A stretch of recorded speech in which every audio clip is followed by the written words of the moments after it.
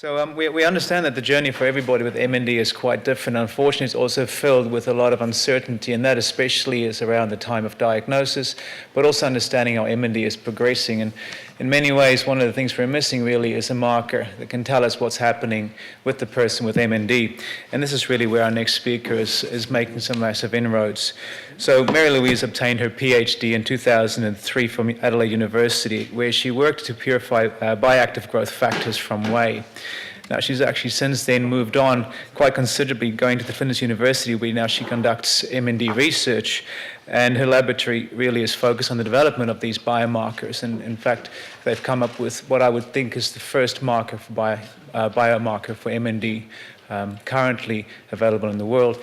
And I'm really looking forward to hearing about this journey and the wonderful things that they've done around understanding MND.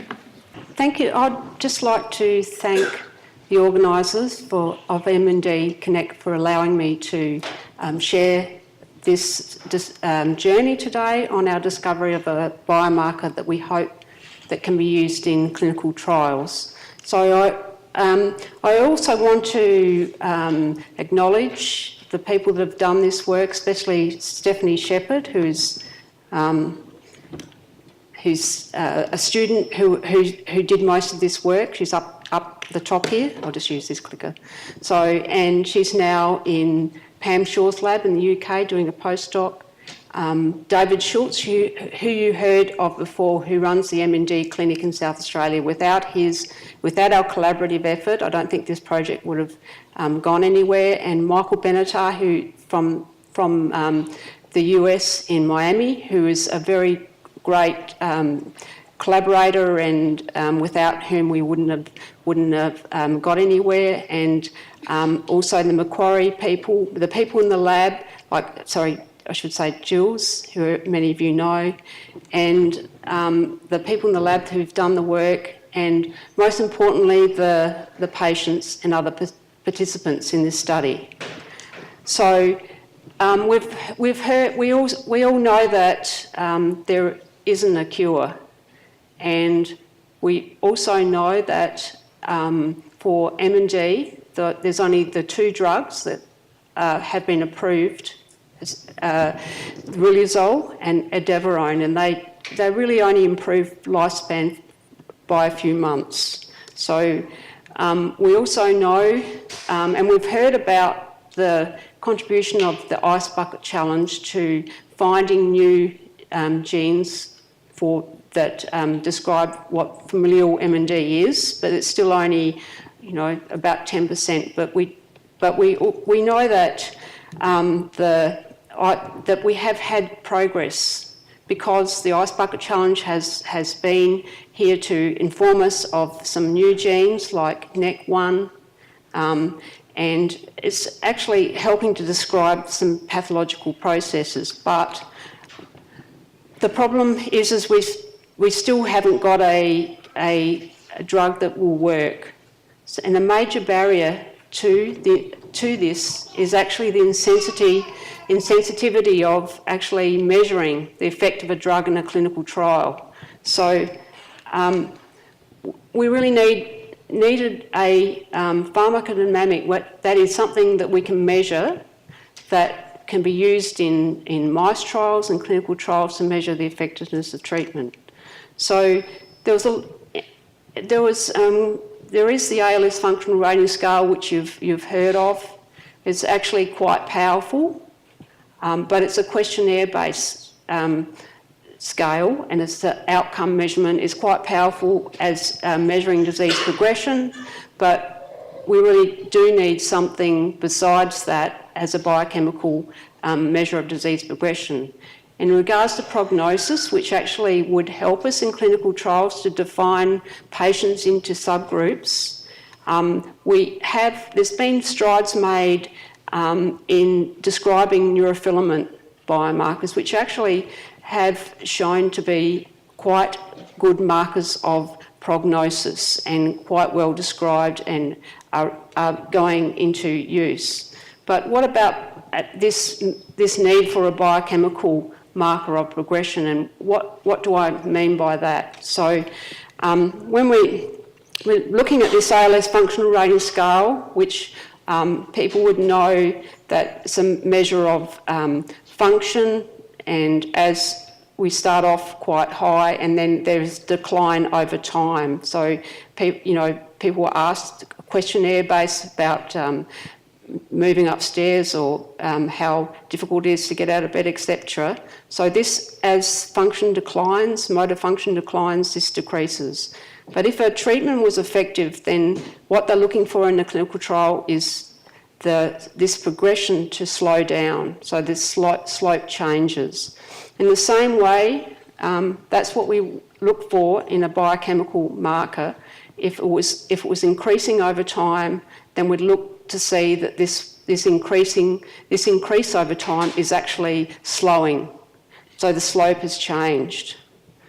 So what's happened? What are we doing in our lab? We're actually discovered and have been validating a marker of progression and prognosis that can be used in clinical trials. This work has been published this year in Neurology about our progression, and we've published the actual marker that it's a couple of times as well. So what is this? What are we talking about? What I'm talking about is a protein that actually gets released from cell membranes, a part of a protein. This is a receptor, and we need it actually for neurons to survive.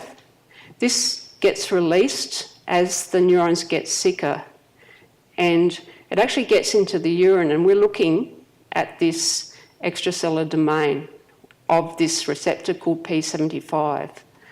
So why did we look at this? Well, actually, a lot's been known about this receptor for a number of years, and it has been described that it's actually gets re-expressed in motor neuron disease on the nerve. So all of us have this receptor on our motor neurons,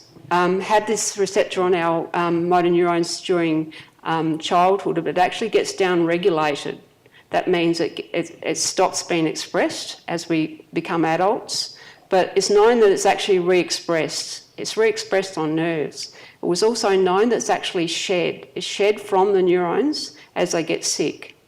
The other thing we noted, I went back to have a look at an old article because I was working on this receptor for a few years, and what this group in the US had found was that if you injure a nerve, you just cut it, then actually this receptor, part of this receptor, gets into the urine, and it's quite it's an old paper, but it was very well described. So our hypothesis, and what Stephanie and I started with, was is this P75 extracellular domain? It's a small bit of the protein. Is it actually present in the urine in mice? And then we went on to humans, and I'll describe why that's important now. So we had this hypothesis for that urinary P75 is ECD is a biomarker of motor neuron disease.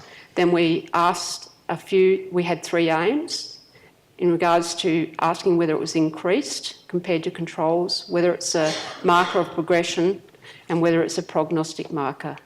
So we designed an assay to actually measure it, and I don't want to really go into detail, but what we were able to do is actually measure the amount in urine by having 2 antibodies to detect and a signal there. So we get a signal which we can measure, and here we've got some protein here that we've got some purified human and mouse protein, and we can actually measure it. And here is human urine, and you can see that actually you just dilute it out, that you can measure it quite easily. So our first paper described that P75 extracellular domain in urine is significantly higher in people living with motor neuron disease than controls, and this didn't matter whether they had limb or bulbar onset. So then we really wanted to look at disease progression, because our way of thinking is it's more important to look for a biomarker for disease progression that can be used in clinical trials than it is for diagnosis at the moment, because as our last speaker said, there isn't any. What we need actually something to help, a drug to cure us rather than diagnosis at the moment.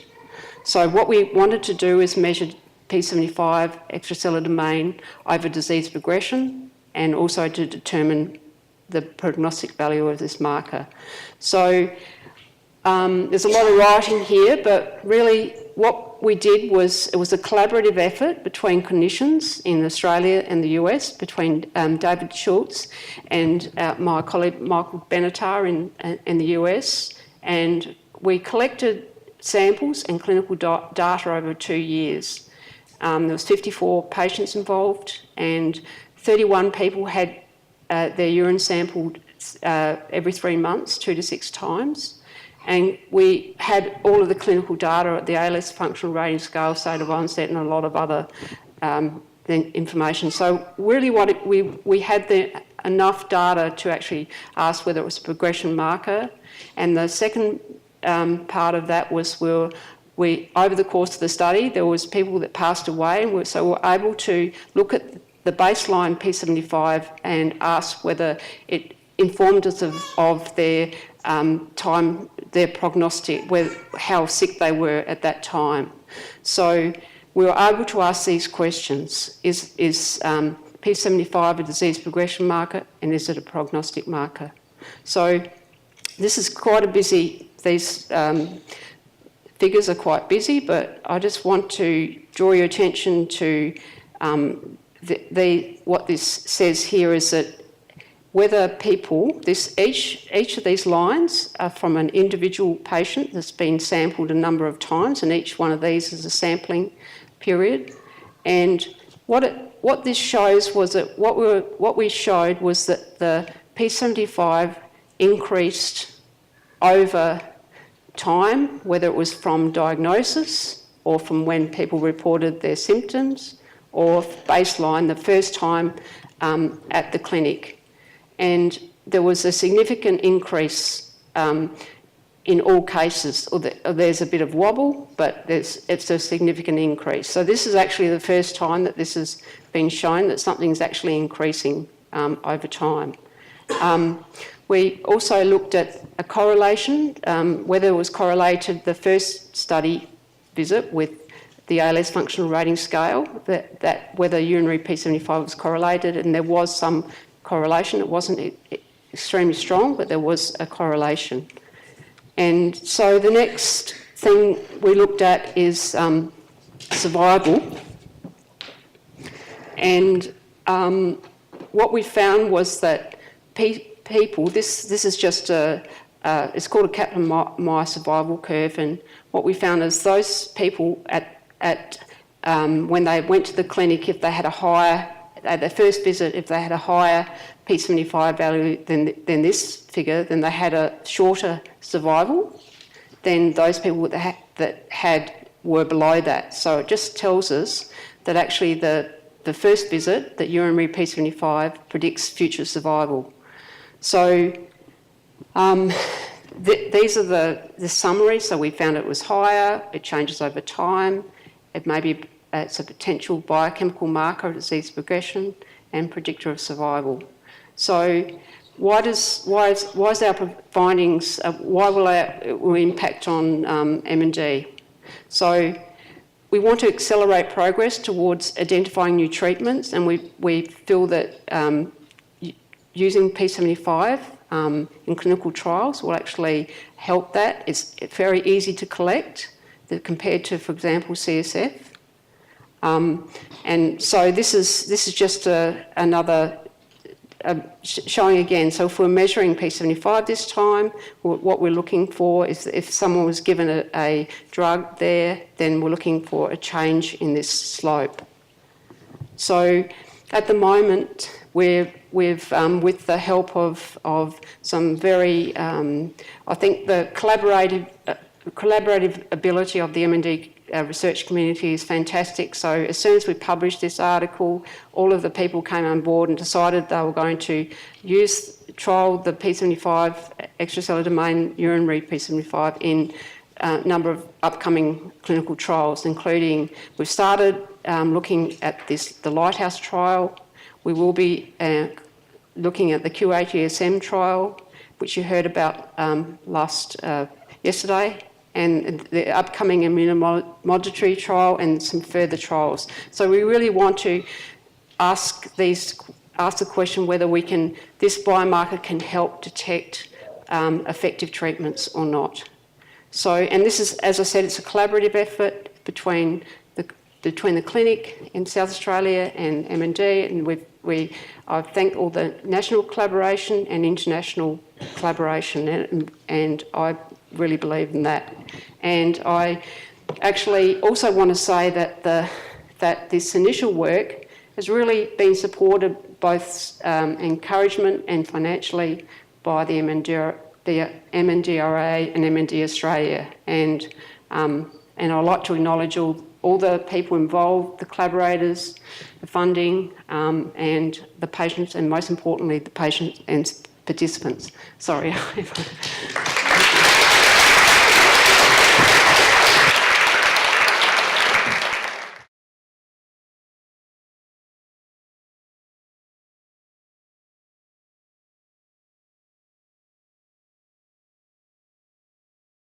We've only just started these clinical trials, so I can't say that, but I think we could increase the amount of time, amount of collections, and if that gets us a better slope.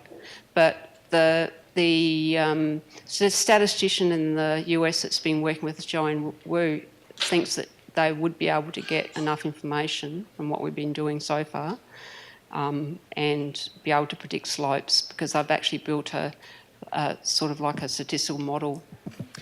So thank you again, Mary-Louise, for a fantastic talk. I guess